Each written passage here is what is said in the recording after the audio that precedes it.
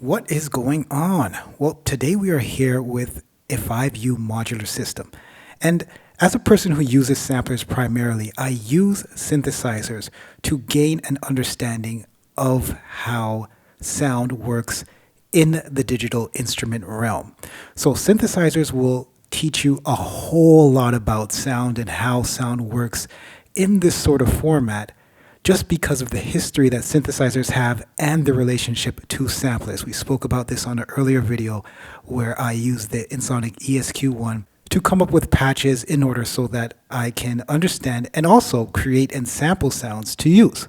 So today we have a modular system, and this is the easiest format to learn on. It looks a little bit daunting at first, and you may be, apprehensive about using it, but believe me, it's a whole lot easier than using a modern synthesizer, just because a modular system, no matter what the form, is an instrument with its internal guts turned inside out so that you can have access to them and move things wherever you want. It's sort of like a puzzle that you put together.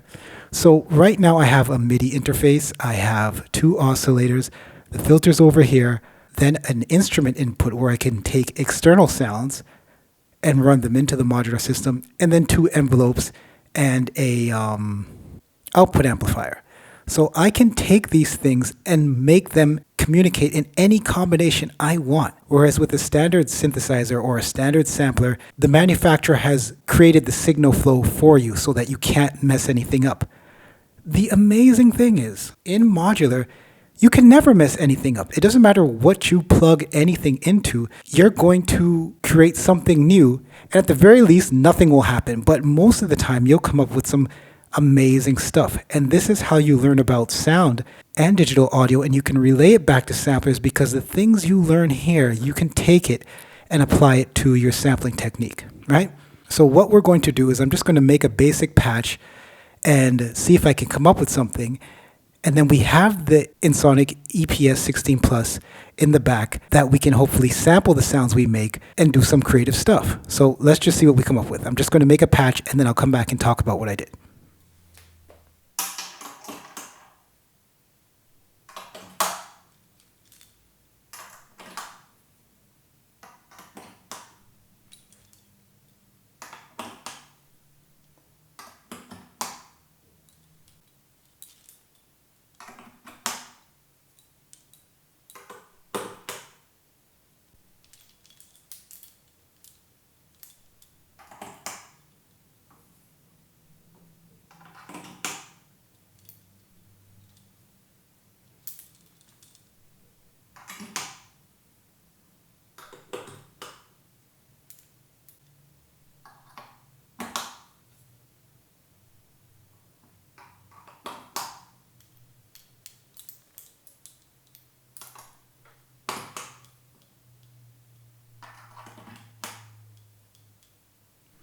Okay, so what I did was I connected the first interface, which is a MIDI interface, so that the EPS 16 Plus can communicate with the modular through MIDI. There's a MIDI cable here that you can't see, but it's connecting into this MIDI interface.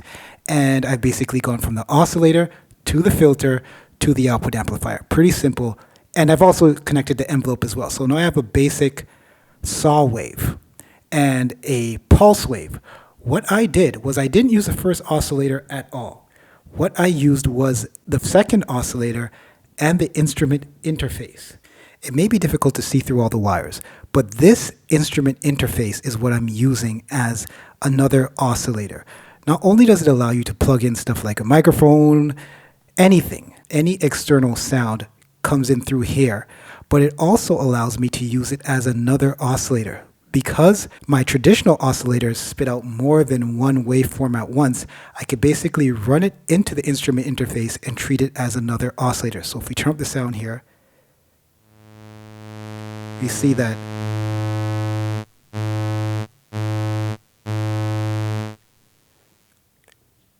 this is acting as an oscillator. So now that leaves my first oscillator to do all kinds of crazy modulation. So I'm going to quickly get a patch together and then we'll go over to the EPS 16 Plus. Okay, so we're back and I think I have a kind of decent patch that I've made, and you're probably wondering what's that pulse in the background. Well, that's sort of the inherent artifact of the patch I made because I'm using the free oscillator that we weren't using to pulse another envelope. And I've controlled the frequency of that envelope with this guy right here. So as we move it up, check out what happens.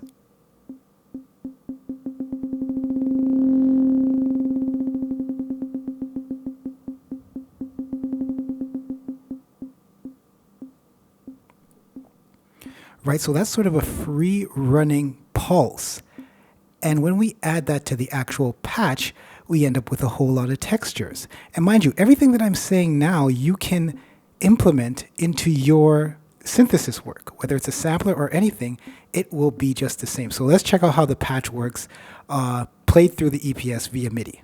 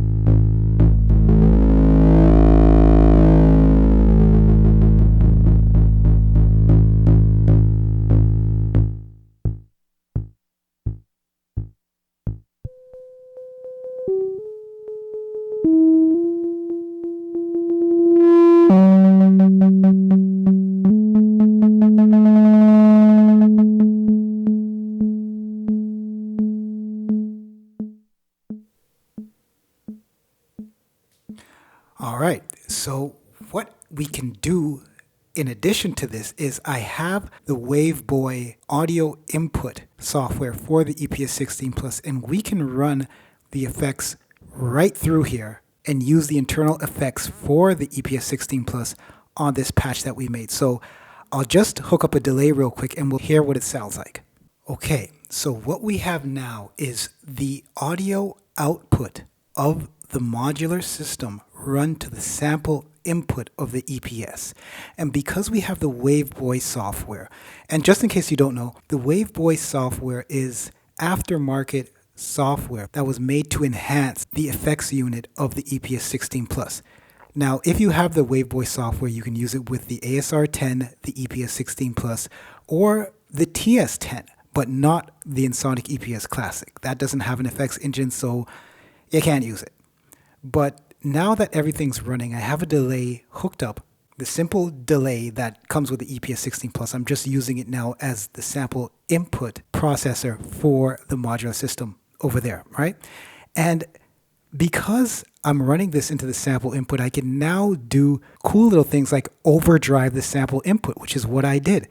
So that coupled with the effects, check out what we got.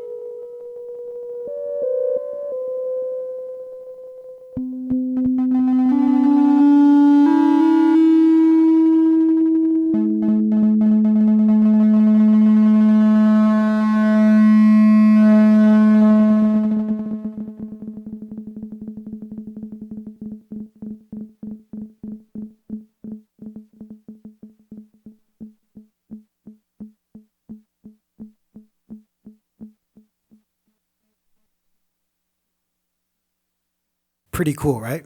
Now, here's the really interesting thing.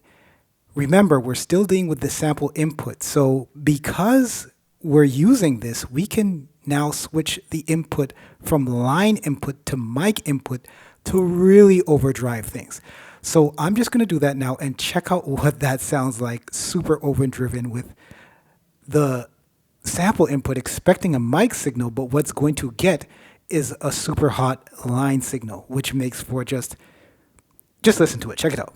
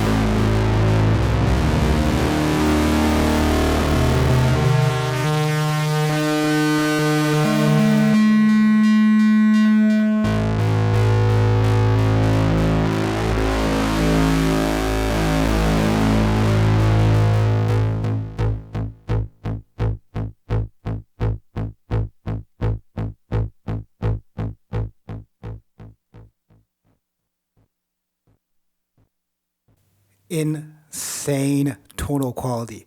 And this is what I'm getting at. The combination of these two cousins, if you will, make for good stuff. You can make all types of tonal qualities and understand sound and how to do simple things to get other things that's useful to you.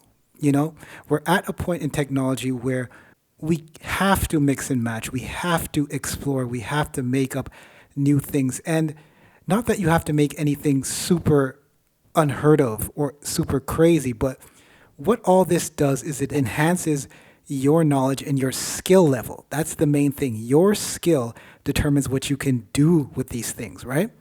And when you sharpen your skills and you have a bunch of tools under your belt, when you come down to actually making music, like right now I'm just playing around, just having fun, but when it comes time to making music, you can just draw on the things that you've learned and it will become second nature to just put them into your music. It won't be such a struggle to get what you're looking for when you practice these type of things. But anyway, that is all I wanted to share for today.